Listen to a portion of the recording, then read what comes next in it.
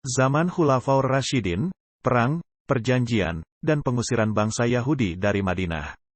Zaman Khulafaur Rasyidin adalah masa keemasan Islam yang berlangsung selama 30 tahun setelah wafatnya Nabi Muhammad pada tahun 632 Masehi. Khulafaur Rasyidin adalah sebutan bagi 4 khalifah yang memimpin umat Islam secara adil dan bijaksana, yaitu Abu Bakar, Umar bin Khattab, Utsman bin Affan, dan Ali bin Abi Thalib. Mereka adalah sahabat dekat dan kerabat Nabi Muhammad yang memiliki keutamaan dan kewibawaan di mata umat Islam. Salah satu tantangan yang dihadapi oleh Khulafaur Rasyidin adalah konflik dengan bangsa Yahudi yang tinggal di Madinah. Bangsa Yahudi memiliki sejarah panjang di Madinah sejak abad ke-5 Masehi. Mereka bermukim di beberapa perkampungan yang disebut dengan nama-nama seperti Bani Quraizah, Bani Nadir, Bani Qainuqa, dan lain-lain. Mereka memiliki hubungan dagang, sosial, dan politik dengan suku Arab yang tinggal di Madinah, seperti Aus dan Khazraj. Ketika Nabi Muhammad hijrah ke Madinah pada tahun 622 Masehi, beliau berusaha menjalin hubungan baik dengan bangsa Yahudi. Beliau membuat perjanjian damai yang disebut Piagam Madinah, yang mengakui hak-hak dan kewajiban masing-masing pihak. Perjanjian ini juga menetapkan bahwa umat Islam dan bangsa Yahudi adalah satu komunitas, ummah, yang saling membantu dan melindungi.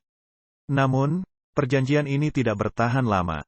Bangsa Yahudi mulai menunjukkan sikap bermusuhan terhadap Nabi Muhammad dan umat Islam. Mereka melakukan berbagai tindakan provokasi, penghinaan, pengkhianatan, dan persekongkolan dengan musuh-musuh Islam.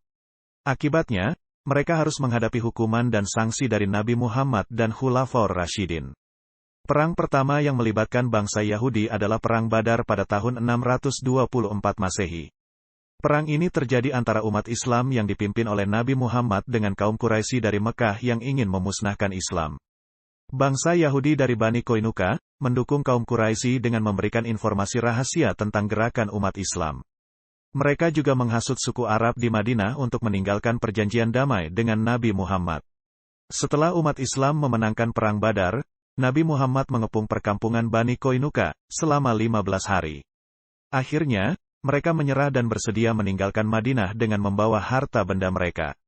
Mereka diusir ke Syam, Suriah, atas permintaan Abdullah bin Ubay, pemimpin munafik, orang-orang yang pura-pura masuk Islam, di Madinah.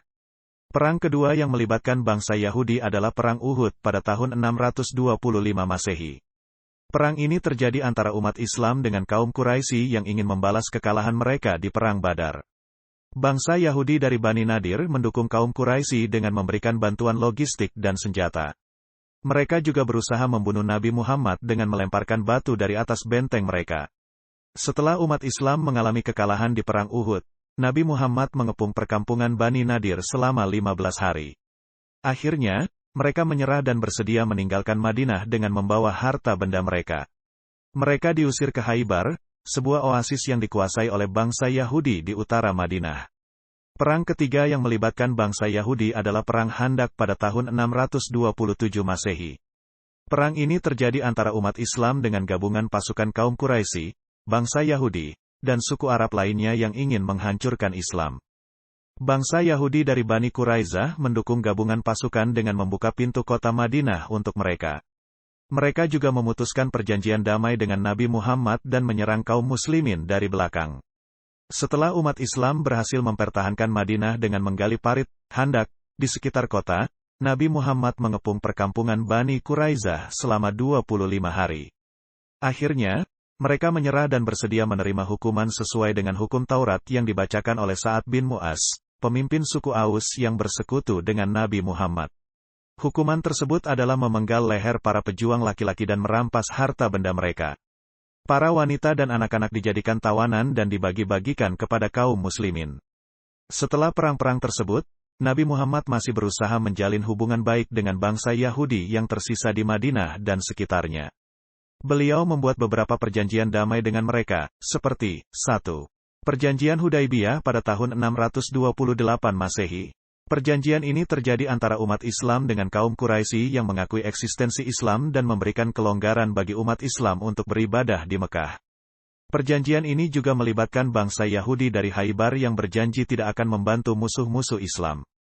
2. Perjanjian Fathul Makkah pada tahun 630 Masehi. Perjanjian ini terjadi antara umat Islam dengan kaum Quraisy yang menyerahkan kota Mekah kepada Nabi Muhammad tanpa perlawanan. Perjanjian ini juga melibatkan bangsa Yahudi dari Fadak, Wadi Al-Qura, dan Taima, yang berjanji tidak akan memusuhi Islam dan membayar jizyah, pajak perlindungan, kepada Nabi Muhammad. 3. Perjanjian Taif pada tahun 631 Masehi. Perjanjian ini terjadi antara umat Islam dengan suku Thaqif yang tinggal di kota Taif. Suku Thaqif adalah salah satu suku Arab yang paling kuat dan paling keras menentang Islam. Perjanjian ini juga melibatkan bangsa Yahudi dari Makna dan Jarba, yang berjanji tidak akan memusuhi Islam dan membayar jizyah atau pajak kepada Nabi Muhammad. Meskipun ada beberapa perjanjian damai, bangsa Yahudi tetap tidak puas dengan keberadaan Islam di Madinah dan sekitarnya. Mereka masih melakukan berbagai upaya untuk mengganggu dan merusak Islam, seperti 1. Menyebarkan fitnah, kabar bohong, tentang Nabi Muhammad dan istrinya Aisyah.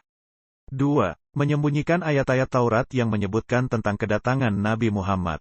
3. Menyulut permusuhan antara suku Aus dan Khazraj yang telah bersatu dalam Islam.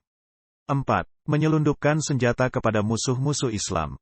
5. Menyerang kaum muslimin yang sedang berdagang atau berziarah.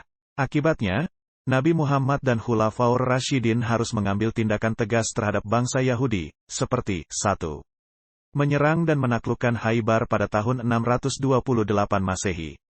Khaybar adalah oasis terbesar yang dikuasai oleh bangsa Yahudi di utara Madinah.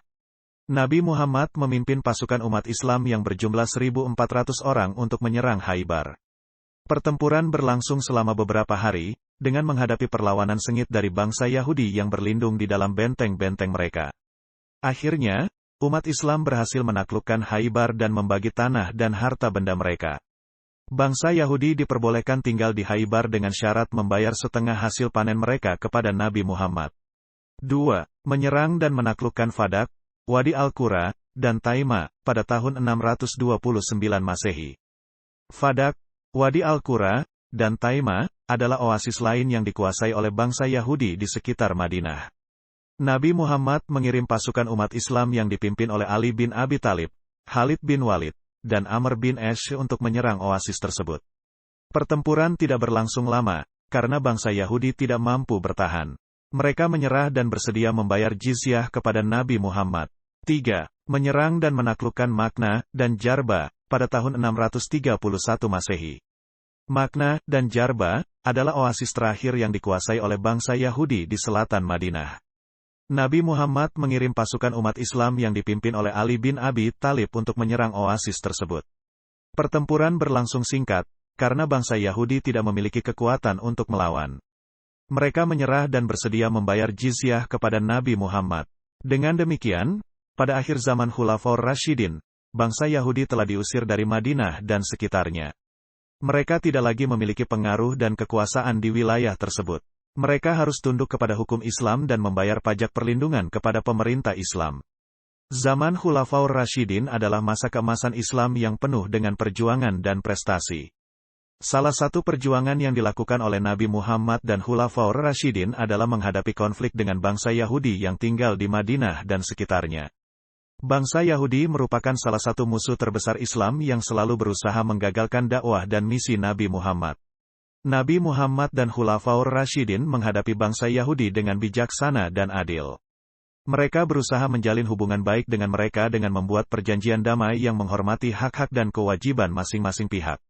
Namun, ketika bangsa Yahudi melanggar perjanjian tersebut dengan melakukan tindakan-tindakan bermusuhan, penghinaan, pengkhianatan, dan persekongkolan dengan musuh-musuh Islam, maka Nabi Muhammad dan Khulafaur Rasyidin tidak segan-segan memberikan hukuman dan sanksi kepada mereka. Akhirnya, bangsa Yahudi harus menerima kenyataan bahwa mereka telah kehilangan kedudukan dan kekuasaan mereka di Madinah dan sekitarnya. Mereka harus meninggalkan tanah yang telah mereka tempati selama berabad-abad atau bersedia hidup di bawah naungan Islam.